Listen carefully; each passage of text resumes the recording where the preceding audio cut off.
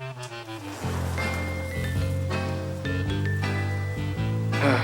appears that another summer has gone by, and I haven't done a damn thing since it started. All I've pretty much done this summer is play video games. Oh shit! The booger kid's running after me! Get away from me! Get away from me! Ah, fuck! Attempt to compose music.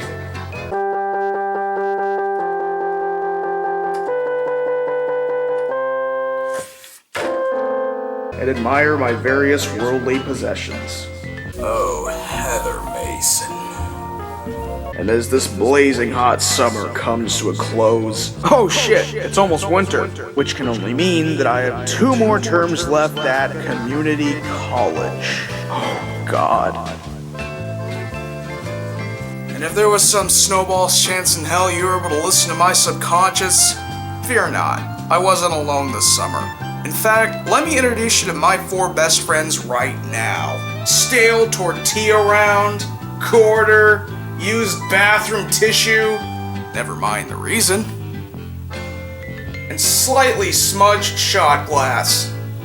And whilst everyone has been listening to the pop songs of our day and age, me and my friends here have been singing our own song, and we call it the Endure Song. Sing along if you know the words. I know of a place where you'll never What the fuck?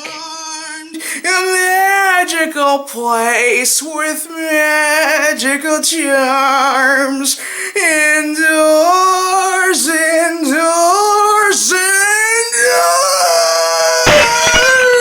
Take it away, Quarter! That Quarter has the most beautiful voice. Huh.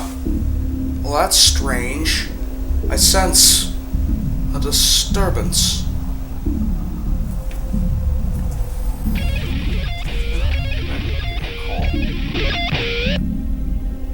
Hello? Yeah, we're with the pet hospital down the street, and I understand you have a dying animal on the premises. Fuck you, man. Yeah.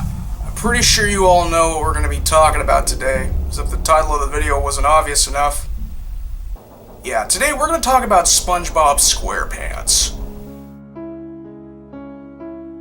With the remaining original Nicktoons fading out during the early to mid-2000s, SpongeBob SquarePants, along with the Fairly OddParents, continue to produce new episodes somewhat consistently throughout the past decade. It seems after 15 years of producing the show, the bigwigs at Nickelodeon still seem to have so much faith in the franchise. But what has become of our favorite buck-toothed, happy-go-lucky sea sponge? What has become of the characters after 15 years of non-stop nautical nonsense? How does a cartoon that gained so much critical acclaim after 3 successful first seasons and an outstanding movie continue to thrive on for 15 years, living up to the same or better critical success of its predecessors? Well, if you've been paying attention to the millions of reactions of YouTubers and people all over the internet, I think it's safe to say that it hasn't. Right now, let's dive in and see what happened to SpongeBob, where he once was, and where he is now. So, without further ado, let us commence the review. You all know the basic premise. A talking kitchen utensil with clothing named SpongeBob SquarePants lives in a pineapple under the sea with his feline-esque pet snail named Gary. He has a best friend and neighbor, a dopey yet lovable starfish, named Patrick, along with his other neighbor, a somewhat egotistical no-nonsense octopus who plays the clarinet, named Squidward. SpongeBob and Squidward both work at a local fast food joint called the Krusty Krab, owned and operated by a crab with a currency fetish named Mr. Krabs, who has a sperm whale for a daughter. The show revolves around the crazy lives of these anthropomorphic sea creatures as they get themselves stuck in wacky underwater predicaments and learn valuable lessons from not-so-ordinary everyday situations while having FUN at the same time. Oh, and there's a talking Texan marine biologist squirrel named Sandy and a college-educated plankton named Plankton. In other words, 22 minutes of...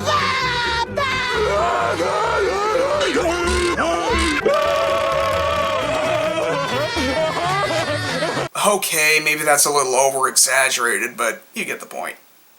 Anyways, according to everyone who grew up with the show and critics alike, the first 3 seasons of SpongeBob were absolute comedy gold.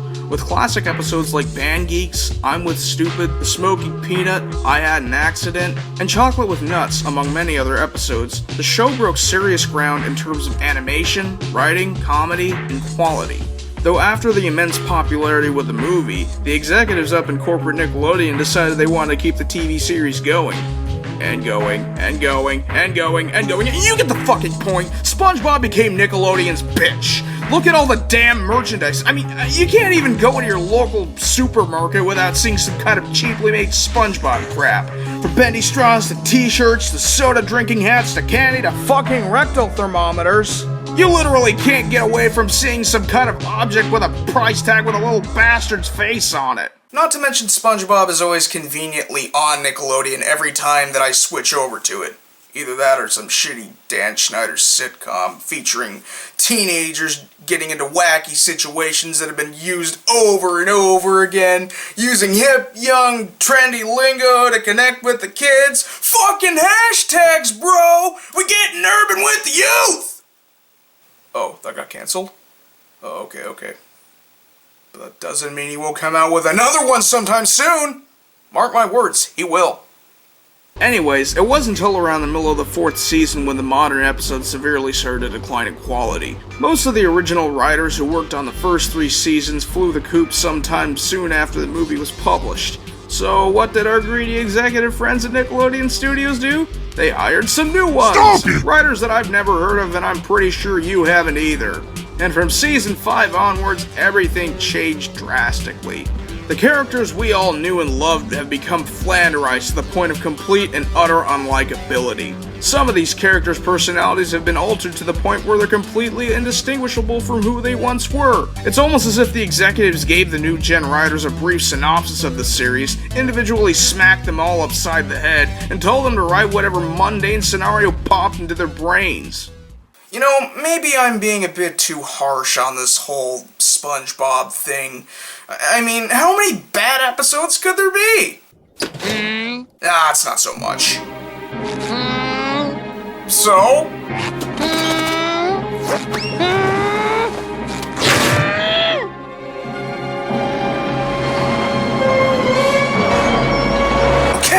Okay, jeez, I get it.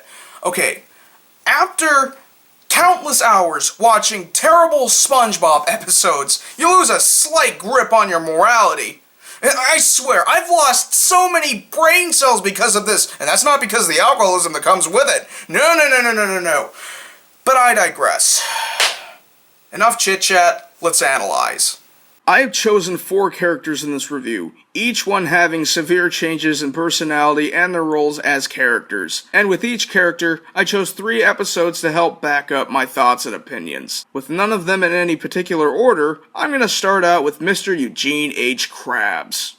I got a bad feeling in the pit of me wallet. As we all know, Mr. Krabs has always had an unhealthy obsession with money. An ex-Navy member, he always proved to be a reliable source of advice despite never being able to come up with 10 good reasons to let go of a dime. So, what happened to Mr. Krabs? Well, the new writers took his greed to incomprehensible new levels of low. The crustacean who once acted as a semi-decent role model to his loyal fry cook employee had become a psychotic bottom-feeding tyrant who would easily put anyone's life at risk for a penny.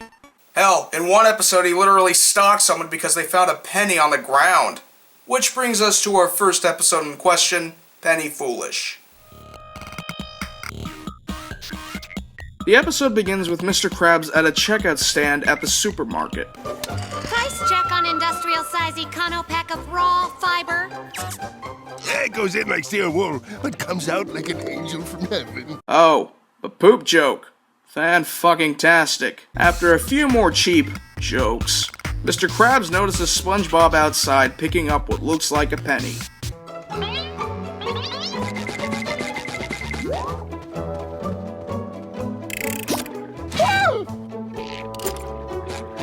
Less than 10 seconds later, they show the same exact clip again. I guess that scene was so important to the plot to waste a couple $100 more worth of animation to fill in 15 more seconds. Anyways, on his way home later that evening, Mr. Krabs finds himself unable to get the penny off his mind, and he decides he's going to do whatever it takes to get that penny from SpongeBob. He confronts SpongeBob the next morning. Good morning, SpongeBob. Good morning, Mr. Krabs. Yeah. Anyways, after a few more moments of awkward dialogue and filler, he somehow teleports his way into the kitchen and asks SpongeBob if he can borrow a penny. SpongeBob checks his pockets and tells him he's unable to find one. It's just gotta be in there somewhere. Hey, look! It's my brain. And after that unnecessary fiasco, the rest of the episode is pretty much Mr. Krabs going to ridiculous lengths to try and obtain the supposed penny that SpongeBob picked up. His first attempt includes building a massive cinema, which had the only joke in the entire episode that managed to make me giggle a little. You know, I'm not really hungry. Yeah, let's go see what this fat guy is yelling about. You know, I'm pretty sure building that movie theater cost him a good amount of money to erect. Remember, it's all for a fucking penny. Actually, I was gonna show you this flip book. Flip book. Yeah, I don't even know what that is! Little rough, don't you think? And of course, SpongeBob still doesn't have a penny on him. So that whole scene was pointless. And later that evening, Krabs hosts some kind of charity event with SpongeBob and Squidward being the only guests. Squidward? You look beautiful. Oh, don't worry, folks. This is only foreshadowing things to come. And of course, this attempt failed for the same reason the first one did. Krabs hasn't got it through his thick fucking shell that he just doesn't have a penny on him. It's obvious these cheap gags were put in place to pad out the episode, but at least they could have been a little more creative with it. So what does Krabs do now? He does what any other rational individual would do and commit a home invasion. He looks all over the pineapple before he stumbles across Gary. What's it? You! Hiding it inside! In there!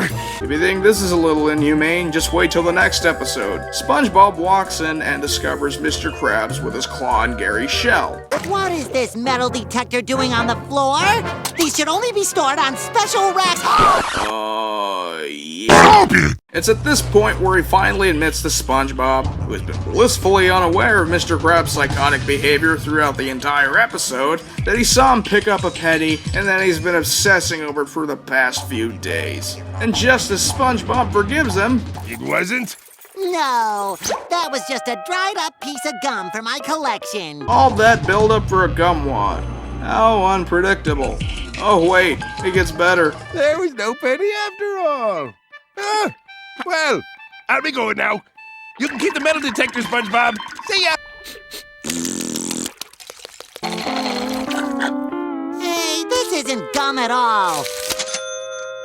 Just a dumb old $500 bill. Yep, didn't see that coming, did you?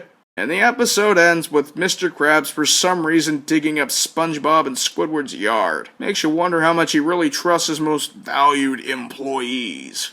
I want to make note that this episode overall is not even near the worst on my list. If anything, this is only a precursor to a massive shitstorm on the horizon. I know the running joke has always been how much of a cheapskate he is, but I think it's totally out of character for him to literally stalk someone over a penny. Sure, he's threatened to rip someone's arm off, for one, and this isn't the first time he's technically committed a break-in, but the idea to make this the premise of an episode is just stupid, and it feels like very little effort was put into it. It's like they took one cheap gag and stretched it out for 11 minutes, and it got old really fast. This isn't Mr. Krabs at his worst, though this definitely showcases how flanderized he's become within 2 seasons after the movie's premiere. And believe me when I say this, it gets much worse. Penny. You must have buried it around here somewhere.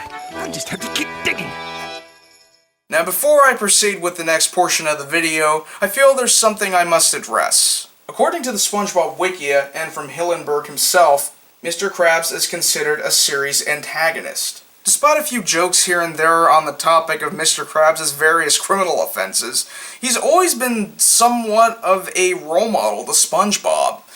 There have been times where he'd help both SpongeBob and Squidward out with their various predicaments without any monetary motivation. When do we get the free food? Okay, maybe not that often. But for the most part, you could always tell he had a soft spot within his Crustaceous exterior for his crew, and he did at one point show that he generally cared about the welfare of his employees. But I digress. This next episode shows that Mr. Krabs is willing to use, kidnap, and abuse anyone or anything just to obtain pocket change. Which brings us to our next episode in question, The Scent of Money.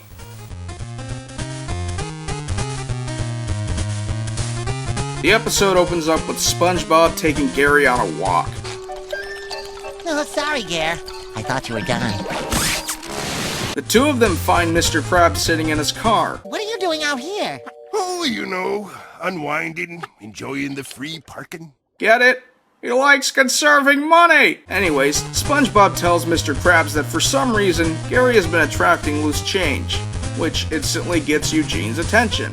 Why don't you ever bring your little Sneagle to work with you? Because you said that pets were nothing but disease-carrying vermin that should never be brought to the workplace? Oh, but that was before I knew they had such an incredible talent. Yes, but for some reason, the whole process causes Gary great discomfort. I could never do that to him. I could. Remember those last few quotes. Anyways, as you probably would have guessed, Mr. Krabs starts using Gary to collect the loose change lying around the Krusty Krab. This includes the pockets of his very own customers, as if he didn't scam them enough. Hey, where's everybody going? Wait! Come back! Ah, fine. Go on, a lot of you. And for some reason, they'll most likely return the next day as if nothing happened, like the herd of fucking sheep they are. But I digress. This is only the first 3 minutes of the episode. Anyways, Krabs tells SpongeBob to go to grease the fryers, and he heads off into town to continue his stealing spree. He stops by the beach for a bit, uses Gary as a metal detector, steals a shitload of loose change from one of the bathers, and then heads into town. This really isn't as eventful as it sounds. In fact, the way everything's happening so quickly, the plot just seems rushed. Mr. Krabs, I finished I finished scrubbing the fryers. You gotta keep working, boy. I do? Yeah, why don't you, rearrange the wall rivets from smallest to largest? Hey, aren't they the same size? That's what they want you to believe. Now get back in there and take a long look. Yeah, this episode isn't very subtle with its formula. Though, I gotta give Krabs a small amount of credit for managing to Smeckledorf his fry cook into performing such a strenuous yet pointless task. I guess blind loyalty is common with absorbent invertebrates nowadays.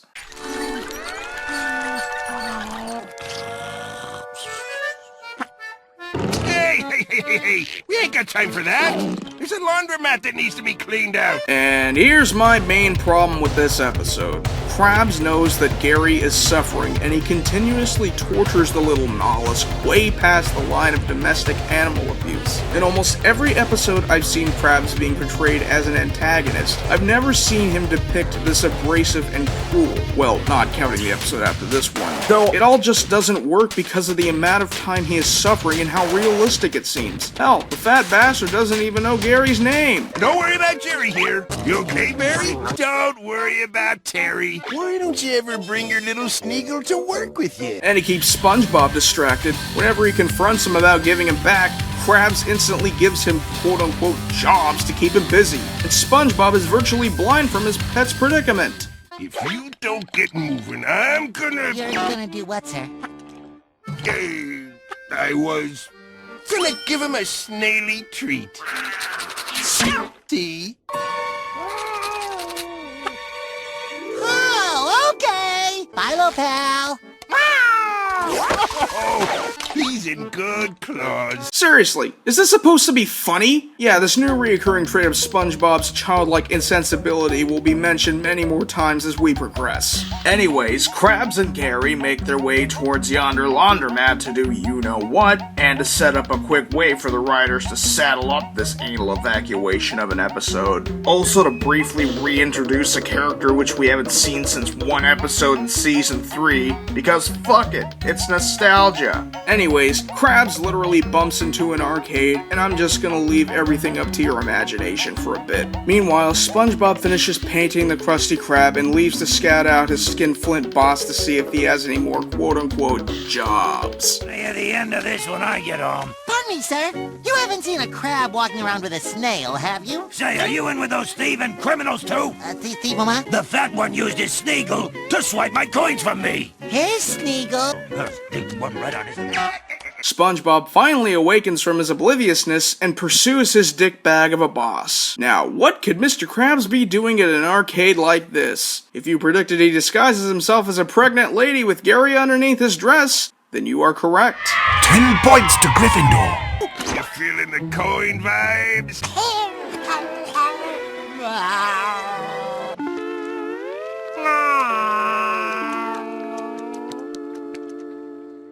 You look fine to me.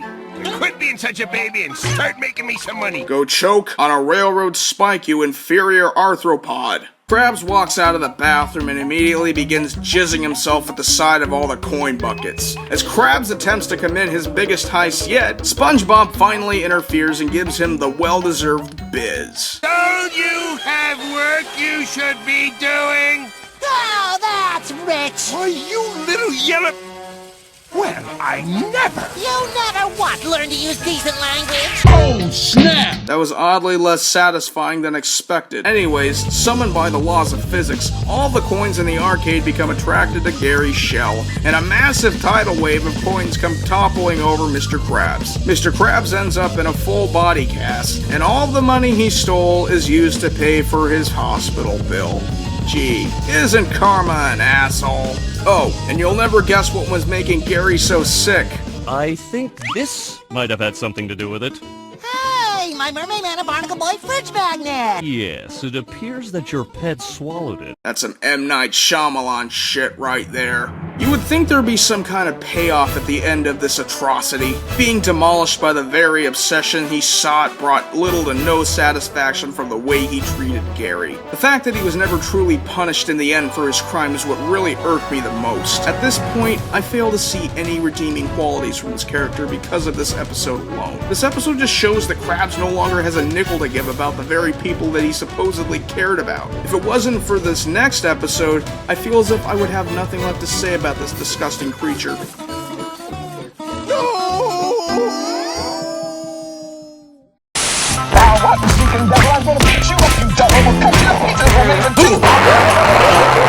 Anyways, this last episode is considered one of the most infamous episodes in the series. And let me just say, this...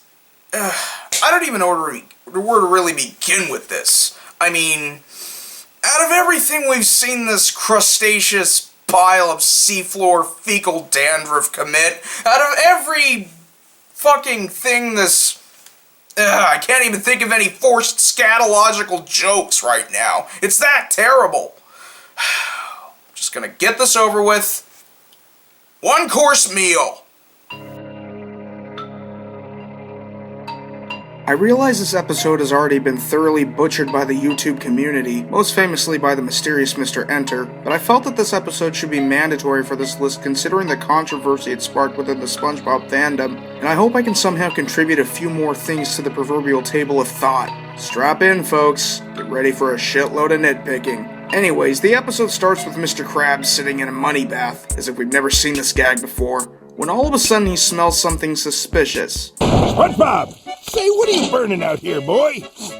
I'd say high-grade explosive. Explosive? And in less than 15 seconds, the kitchen turns into Pearl Harbor with Japan, Plankton, once again on the attack. Aw, come on, was that too soon? Oh, you stink! Anyways, thanks to cartoon logic, Plankton manages to subdue the duo and... gross. And commences an interrogation for the location of the Krabby Patty secret formula. Okay, but I don't know how to get into the safe behind the painting in Mr. Krabs' office that houses the secret formula. He won't let me near it! Loyalty? What's that? And just when you think the writers are going to continue to attempt to emulate a classic episode, our whale-sized conflict makes its first appearance. Daddy! Call off your daughter, Krabs! She's a big girl, Plankton. I have no control over what she does. Oh, and you better watch out. I think she's extra hungry today. Stay back, Whale! I'm privy to what you do to organisms like me. I've seen those documentaries! As you can see, it appears that Plankton is deathly afraid of whales. Kinda strange because Pearl and Plankton have had numerous extended periods of interaction with each other before, most notably in the Season 3 debut, The Algae is Always Greener. And isn't Pearl a sperm whale? Shouldn't the writers know that sperm whales don't eat plankton? In fact, they eat much larger sea creatures like sharks, skates, octopuses, and squids. God, you'd think Squidward would be fucking terrified of Pearl, jeez! Yet, they also have had a few extended periods of interaction with each other, most notably in the Season 2 classic Bossy Boots. Damn, how did they miss these things? I mean, the creator used to teach marine biology for kelp's sake, though I don't think he had anything initially to do with the writing on any episodes past Season 2. Moving on. I prefer salad over plankton anyway. Who knew Plankton was so afraid of whales? Oh, and you better watch out. I think she's extra hungry today. Consistency? What's that? Anyways, Krabs asks Pearl to free him and Spongebob from their captivity, in exchange for more money, of course. For the record, I've always hated Pearl. Soon after, Krabs asks Pearl to pay Plankton a visit. She reluctantly demands more mall money, and Krabs asks his humble employee to chip in. Hey, this isn't money. No, it's even better. Mr. Krabs is Wacky Bucks. Wait, so how long has Krabs been paying SpongeBob with fake money? Just one more illegal activity of his to add on the list. I'll do your homework for you. No way. In that case, Pearl, I'm gonna need to borrow one of your dresses. Yeah, considering the last episode we saw, this answers more questions I was hoping I wouldn't find out. But I digress. Plankton runs home to his loving computer wife, Karen. My triumphant husband returns. How'd you fail this time? Krabs had a whale! You mean his big, bad, scary teenage daughter? Yeah, not the biggest fan of her either. Plankton then reveals that his entire family was consumed by a stock image of a whale. Must have blown their budget on the action scene. Okay, when you need a break from your delusional paranoia, the trash needs some attention. It's ripened. Jeez, Movie Maker on XP is more reliable than you. As Plankton takes out the trash, as requested, he's greeted by... I'm hungry! Yep, these episodes sure are full of surprises. After eluding Pearl again, without questioning how, any way, shape, or form she managed to slip in past the barricade, Plankton retreats to the front of the restaurant and confronts his oh-so-compassionate wife yet again. There's a whale in the laboratory! Are you out of your mind? No whale in here. She was right here in this spot! Oh, that's enough, Plankton. If you'll excuse me, I have to get back to more pertinent binary functions. Karen! Karen! I'm not listening! You know, there's a good old-fashioned way of getting rid of obsolete technology. I'll be right back. Hey there, Karen. What do you want? Come over here. Come on. Oh! Yeah, that's how we do it in my neighborhood, bitch! Like that? My tree! Like that? Oh, right in the freaking motherboard! What, you don't like Windows 8? Well, here's a fucking upgrade! A few moments later.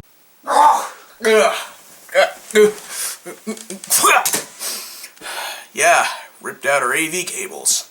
Can't talk anymore now, can ya? Okay, let's continue.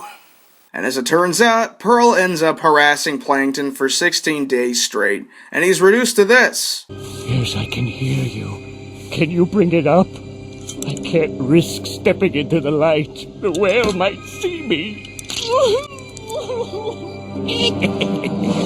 Oh my! Doesn't that laugh sound so familiar? Anyways, we cut to Plankton having a nightmare being chased by a borderline demonic entity of Pearl. She eventually catches up to him and swallows him whole. He then discovers his long-lost ancestors and family members still alive somehow in Pearl's stomach, which suggests that she may have eaten his entire family. Seriously, what? Gastric acid?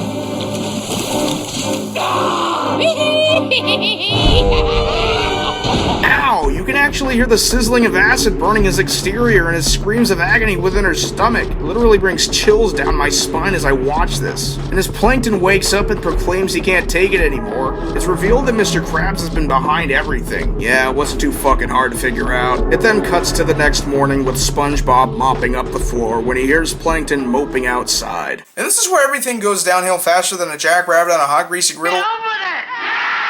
Okay, I get it. I'll go on. What's the point of going on? I'll just be tortured for the rest of my life by that whale. That's it, I'm done. The 4:15 bus should be along any time now. Hi, Plankton. What you doing laying in the middle of the road? Go away, cheesehead! Can't you see I'm trying to get run over? Yep, you heard it. The 10 seconds that made this episode so controversial. Mr. Krabs has psychologically traumatized Plankton to the point where he attempts to commit suicide. Out of all the episodes I've seen so far, I can't say I've seen anything so dark. Granted, there are plenty of episodes showcasing characters performing heinous and borderline psychotic acts, and I'm aware of one other episode with a somewhat similar theme. I've never seen any of these characters try to off someone or torment someone like this. On purpose, at least. Considering these two were once best friends before becoming business rivals, you'd never expect Krabs or even Plankton to reach this level of low. Krabs has no real motivation to do this besides snuffing out the competition. I doubt he realizes or even gives a shit that he could get a life sentence for this, or even a boiling with a side of butter and a fucking lemon. Then again, common thievery is severely overlooked in this society. I wonder who came up with this scenario and felt comfortable enough to try and pitch it on a children's network. In fact, let's take a look. Let's see. Casey Alexander, Zeus Service, and Mr. Doug Lawrence? The voice of Plankton himself?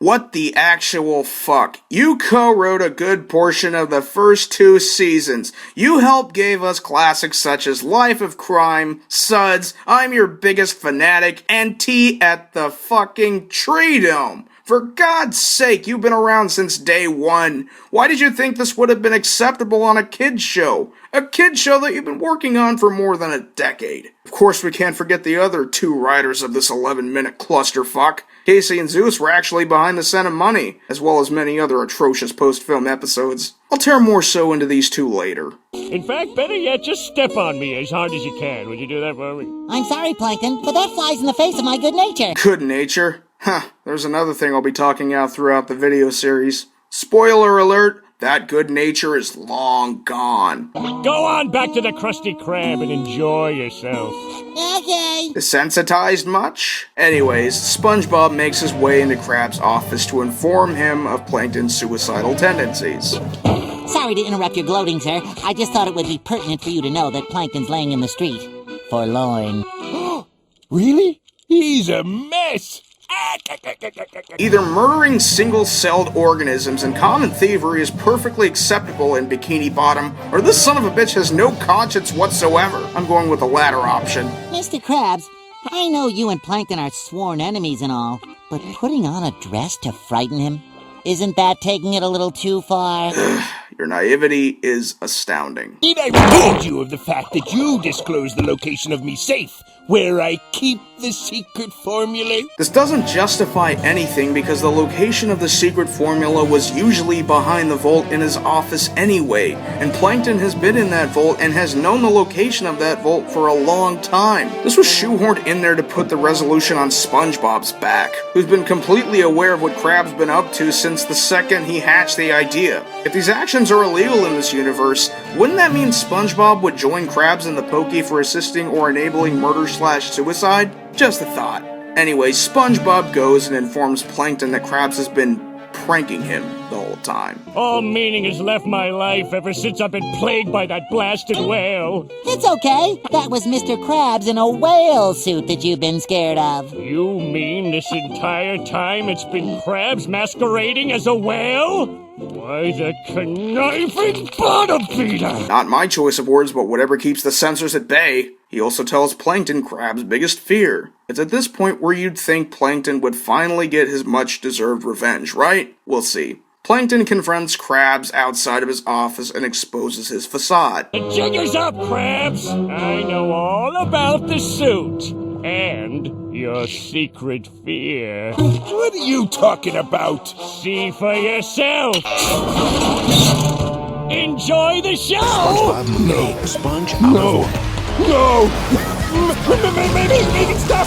Make it stop! So, does Plankton get his revenge? Unfortunately, no. In yet another twist ending, SpongeBob uses projections of more stock whale images to scare Plankton off and, quote-unquote, redeem himself in the eyes of his boss, which in turn reveals that 95% of what SpongeBob told Plankton was a lie, and he used Plankton's vulnerability to enable more psychological abuse. Again, SpongeBob, please remind us of your good nature, if there's any good nature left. Whatever sense of morality you have clearly wasn't present in this episode. You blindly followed your bloodthirsty superior's orders like an ignorant child, knowing what you're doing is wrong, yet lacking the conscience to restrain yourself from doing so. I must ask, from a kid's show, what kind of moral does this episode teach? That it's perfectly okay to torment someone to the point of attempting self-deliverance? That bullying someone who's already being bullied will magically cure whatever invisible or physical wounds they may possess? You'd think children's cartoons nowadays wouldn't even dare go near the subject of suicide. Death and violence is one thing, but suicide is completely different altogether. We don't see many scenarios like this because of how delicate the subject matter is.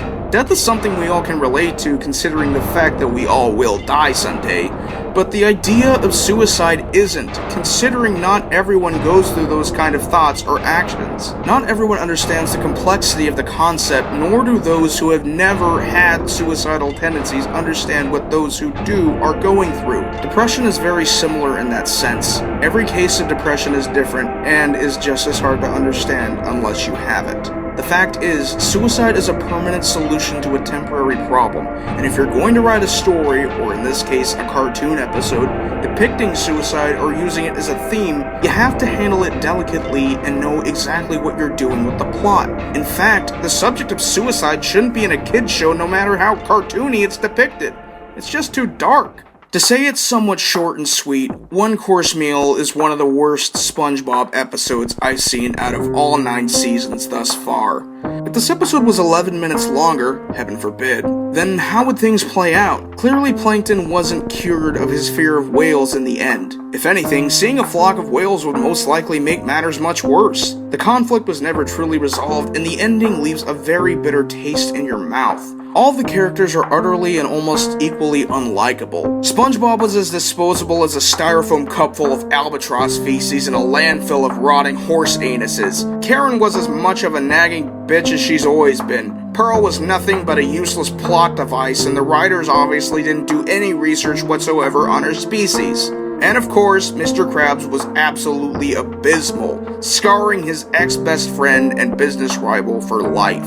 Let me tell you something. Eli Roth, Andrew Ryan, Dr. Satan, Adolf Hitler, the Dalai Lama, Fred Durst, and Mel Gibson could never hold a candle up to you sadistic, greedy, crustaceous abomination of a crusty scrotum sack. And with that said, I have nothing else to say about this vile creature. Which leaves me to wonder what Krabs' fate will be in the future. Hey, Mr. Claypool, what do you think?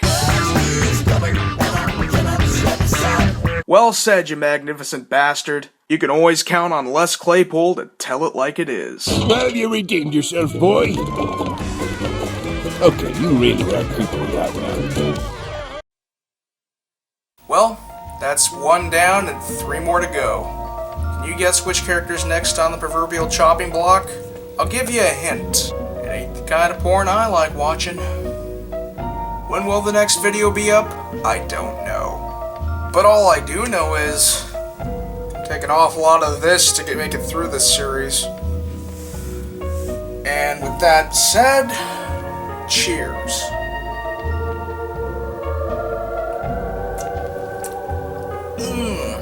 When in doubt, pinky out. Thanks for watching.